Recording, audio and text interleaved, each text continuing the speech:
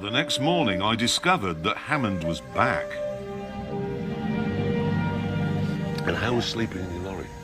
Not bad. What about yours? Fine. Where did James sleep in the end? Was he there? Oh, he's got some stupid high-tech mountaineering tent he's hung from his crane. Why is it up there? Well, you know he's snoring. Yeah. So I moved him a bit further away. Jesus! Clarkson! What? Funny. Very funny. Yes. I don't like heights. I don't like camping. I don't like snoring.